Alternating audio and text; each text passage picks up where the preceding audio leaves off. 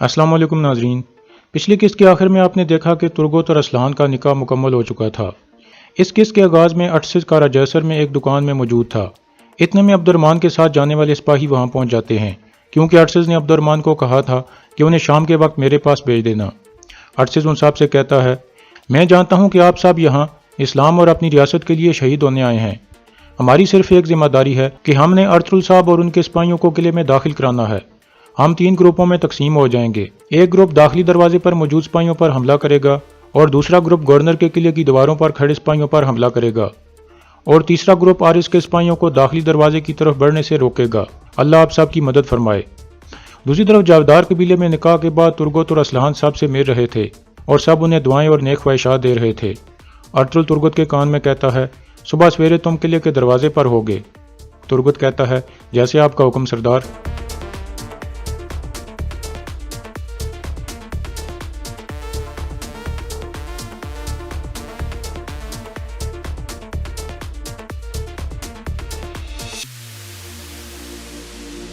इसके बाद वो सब मरकजी खेमे से बाहर आ जाते हैं।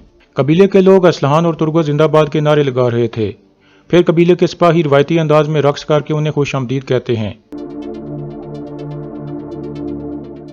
इसके बाद तुर्गत और असलहान चल पड़ते हैं। सब सिपाही रवायती अंदाज में खुशियां मना रहे थे।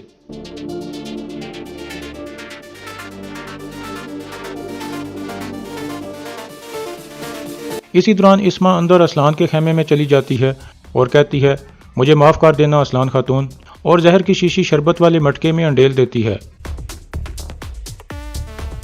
फिर वो बाहर निकल जाती है। बहादुर और उसकी बीवी भी अपने खेमे में मौजूद थे और बहुत गुस्से में थे। खराजा कहती है, ये सब अर्तुल का काम है, देख लेना एक दिन वो तुर्गत अल्ब को जावदार कबीले का सरदार बनाकर रहेगा। बहादुर कहता है, जब तक मैं यहाँ हूँ मैं ऐसा नहीं होने दूंगा।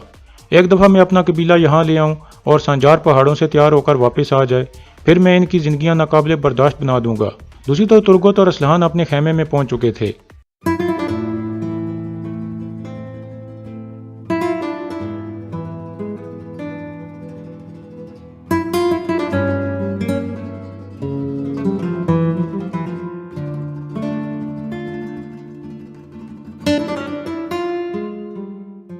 फिर तुर्गत कहता है, हम दोनों बहुत सी मुश्किलात और इम्तिहानों से गुजरे हैं और फिर भी हम यहाँ हैं असलान खातून।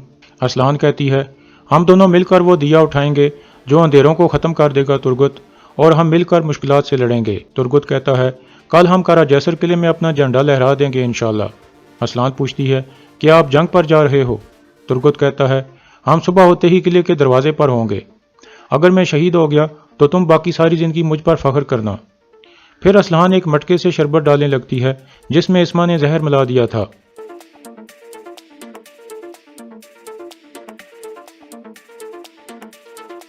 एक बर्तन वो तुर्गत को देती है और दूसरा खुद पकड़ लेती है और तुर्गत को कहती है, जंग मुबारक हो तुर्गत, अल्लाह तुम्हारी तलवार को तेज करे। तुर्गत कहता है, अमीन। फिर वो दोनों बिस्मिल्लाह पढ़कर शरबत पीने लगते हैं। दूसरी तरफ सादुद्दीन भी एक जगह मौजूद था और सख्त गुस्से और गम में मुबतला था। फिर वो बैठकर शरबत पीने लगता है और कहता है, अगर मेरा दिल गम में मुबतला है तो मैं तुम लोगों को भी तबाह किए बगैर सुकून से नहीं बैठूंगा। अर्तुल, मैं तुमसे अपना इंतकाम लूंगा। मैं खुदा की कसम खाकर कहता हूँ कि मैं तुमसे हिसाब लूंगा जो तुमने किया है। दूसरी तरफ तुर्गत नमाज अदा करने के बाद दुआ मांग रहा था, जबकि असलहान बिस्तर पर बैठी थी। इतने में उन दोनों को जहर का असर होने लगता है और दोनों दर्द से तड़पने लगते हैं।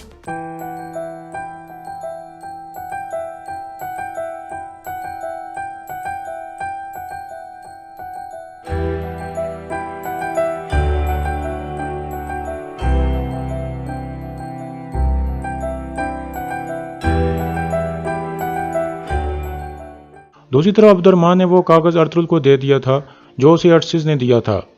वो पढ़ने के बाद अर्तुल कहता है, जैसा कि अरसिज़ ने कहा है कि जब रात वाले मुहाफ़िज़ किले का दरवाज़ा खोलेंगे तो हम हमला कर देंगे।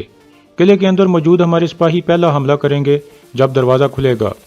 हम दिन वाले मुहाफ़िज़ों के आने से पहले किले में दाखिल हो जाएंगे। हकीम अर्तुल कहता है, लेकिन अगर हमें जाने में ताख़ीर हो गई तो हमारे अंदर वाले सारे सिपाही मारे जाएंगे। वामसी कहता है, हमारे घोड़े बिजली की तरह तेज़ जाएंगे इंशाल्लाह। अर्तुल कहता है, हम सूरज निकलने से पहले किले के करीब मौजूद होंगे ताकि किले में दाखिल होने से पहले घोड़ों को काफ़ी आराम मिल जाए।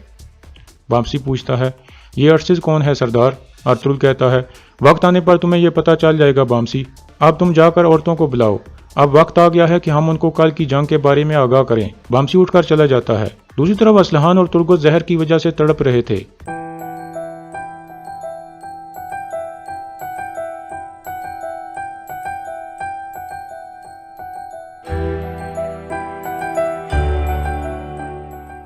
اسلحان کہتی ہے یہ ہمارے ساتھ کیا ہوا ہے ترگت، یہ کس نے کیا ہے؟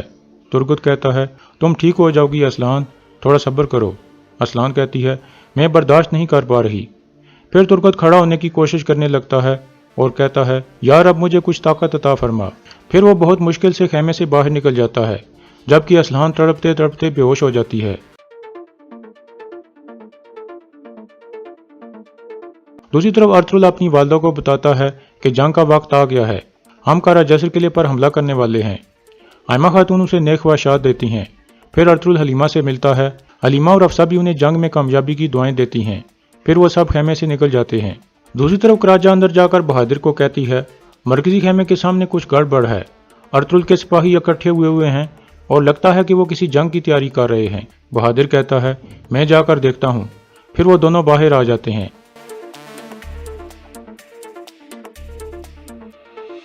باہر بامسی ارطغرل کو کہتا ہے آخرکار ترگت کی بھی تنہائی دور ہو گئی ہے، اب ہم قلعہ جسر قلعہ فتح کر کے 2 خوشیاں منائیں گے۔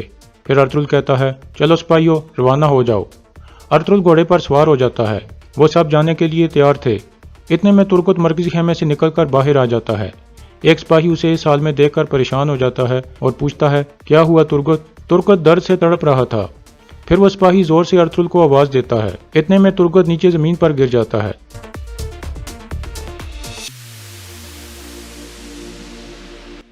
یہ دیکھ کر سب حیران پریشان ہو جاتے ہیں۔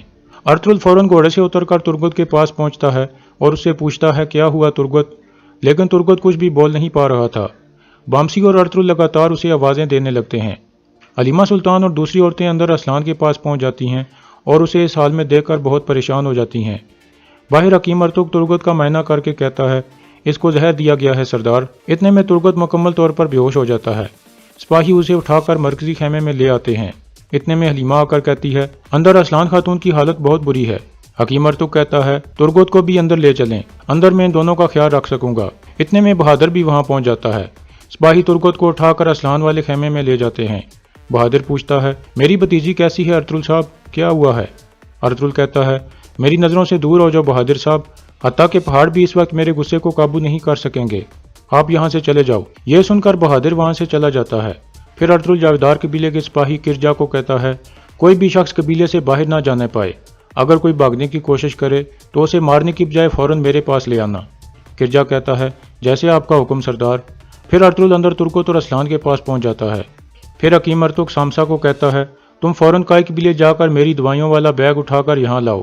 بامسی کہتا ہے یہ سب حارث نے کیا ہے سردار، وہ جان گیا ہوگا کہ ہم حملہ کرنے والے ہیں، چلیں قلعے جا کر اس کا سر اتارتے ہیں۔ ارطغرل اسے خاموش کرا دیتا ہے۔ حکیم ارطغرل کہتا ہے مجھے پتہ چلانا ہوگا کہ یہ کس طرح کا زہر ہے، پھر میں کوئی دوا تیار کر سکوں گا۔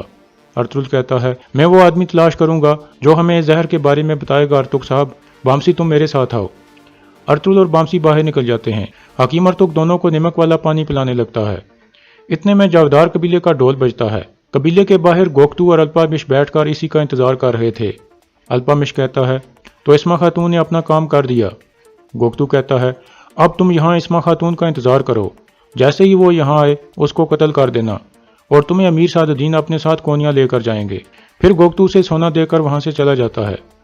دوسری طرف ترگت اور اسلحان کو الٹی کروا دی گئی تھی۔ اس کے بعد وہ دونوں کچھ ہوش میں آ جاتے ہیں۔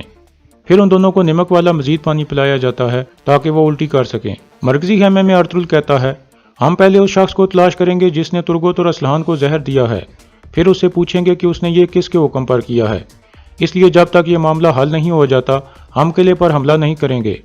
عبد الرحمن تم فوراً قلعے جا کر سپاہیوں کو خبر دو کہ وہ واپس آ جائیں، اور ارشد کو کہو کہ وہ نکایا سے آنے والے تاجر کو پکڑ کر میرے پاس لائے۔ یہ سن کر عبد الرحمن وہاں سے روانہ ہو جاتا ہے۔